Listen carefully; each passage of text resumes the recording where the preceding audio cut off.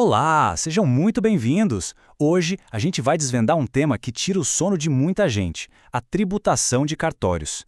Vamos simplificar tudo sobre imposto de renda da pessoa física e aquelas súmulas essenciais que despencam em prova.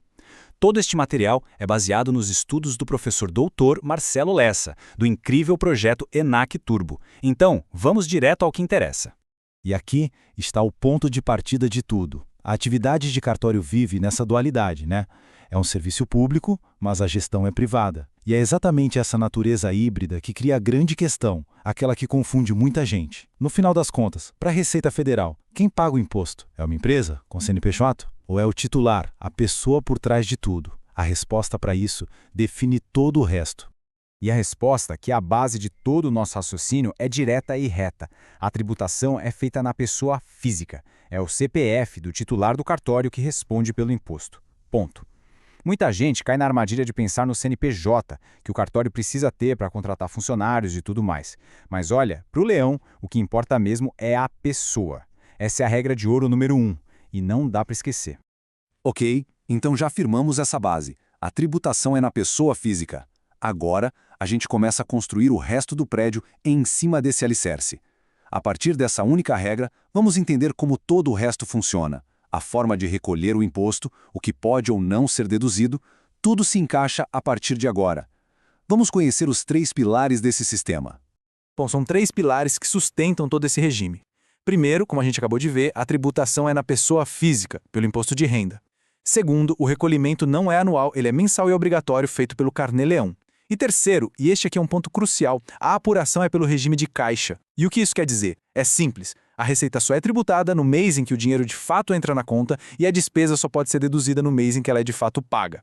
Entrou? Tributa. Saiu? Deduz. Falamos em regime de caixa, certo? Onde entra e sai dinheiro. A ferramenta para controlar esse fluxo é o famoso livro caixa. E é aqui, no detalhe do livro caixa, que o jogo é ganho ou perdido. Saber exatamente o que a lei permite abater da base de cálculo é a diferença entre uma gestão fiscal eficiente e uma bela dor de cabeça com a Receita. Vamos mergulhar nos detalhes. Agora, vamos olhar para essa tabela, que deixa tudo bem claro. De um lado, o que pode deduzir. Folha de pagamento dos funcionários, incluindo todos os encargos? Sim, com certeza. Aluguel do imóvel onde funciona o cartório? Também é despesa de custeio. Agora olha o outro lado, o que não pode. E aqui a FGV adora pegar o candidato. Depreciação de bens, como o desgaste de um computador? Não, de jeito nenhum. A lógica é que o regime de pessoa física não permite abater o desgaste de bens de capital. E essa frase é o mantra que precisa ficar na cabeça. Pensa só, um computador novo, uma reforma no prédio, a compra do imóvel. Para o fisco, isso não é um gasto do mês, é um aumento de patrimônio, é um investimento. E investimento não se deduz na base de cálculo do imposto de renda de um profissional autônomo. Simples assim. É por isso que a depreciação, que é o reconhecimento contábil do desgaste desse investimento, fica totalmente de fora do Carnê-Leão. Até agora, nosso foco foi o delegatário como contribuinte, cuidando do próprio imposto de renda. Mas ele tem um segundo chapéu, e um chapéu importantíssimo, o de fiscal do Estado. Ao lavrar um ato, ele tem que garantir que outros tributos como o ITCMD e o ITBI estão sendo tratados da forma correta. E para navegar nesse campo minado, as súmulas dos tribunais são o nosso guia. Vamos ver as principais. Começando pelo ITCMD, o Imposto sobre Heranças. A súmula 1112 do Supremo é bem clara. A alíquota que vale é a que estava em vigor na data da morte. Ponto final. Isso vem daquele princípio do direito, o princípio da Saizine, que diz que a herança se transmite no exato segundo do falecimento.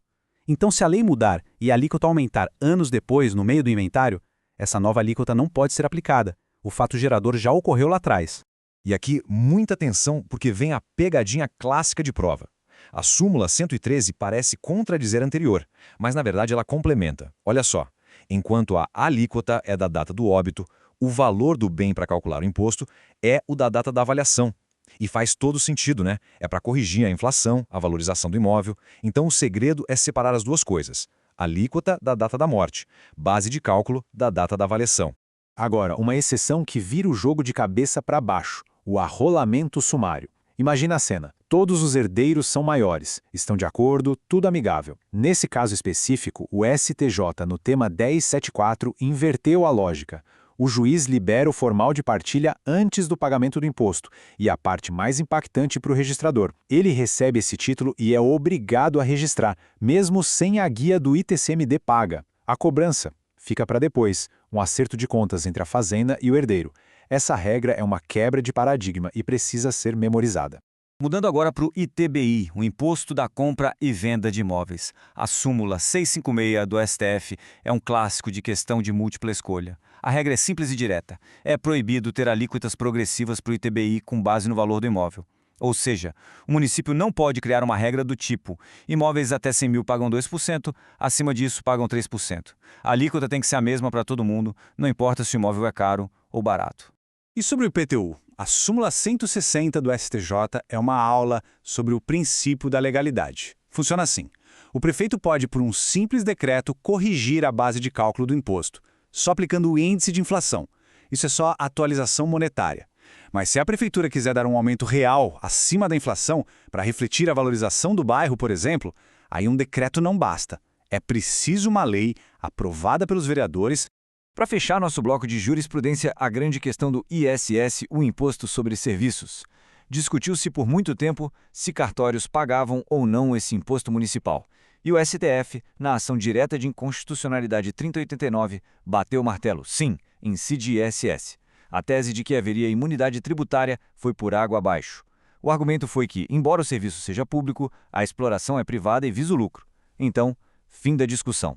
Muito bem. Vimos bastante informação, né? Agora é hora de filtrar tudo isso e focar no que realmente importa para a prova. Vamos fazer uma revisão relâmpago, com os pontos-chave que a FGV adora cobrar. Se é para anotar alguma coisa, a hora é agora. São os tópicos que valem ouro. Resumindo o IRPF do delegatário em 4 pontos. Primeiro, a tributação é sempre na pessoa física, pelo CPF. Segundo, o regime é de caixa, ou seja, o que entrou e saiu no mês. Terceiro, no livro caixa, pode deduzir tudo que for despesa de custeio, como salários e aluguel. E quarto, e mais importante, é proibido deduzir qualquer coisa que seja investimento de capital, como a compra ou a depreciação de um bem. Nos impostos de transmissão, a memorização é tudo. Para o ITCMD, a alíquota é a da data da morte. Essa é a súmula 112. A grande exceção que despenca em prova é a do arrolamento sumário, onde o registro vem antes do pagamento do imposto, conforme o tema 1074 do STJ. E para o ITBI, a regra de ouro da súmula 656 é a proibição total da progressividade de alíquotas. E para fechar nossa revisão, IPTU e ISS. Súmula 160 do STJ.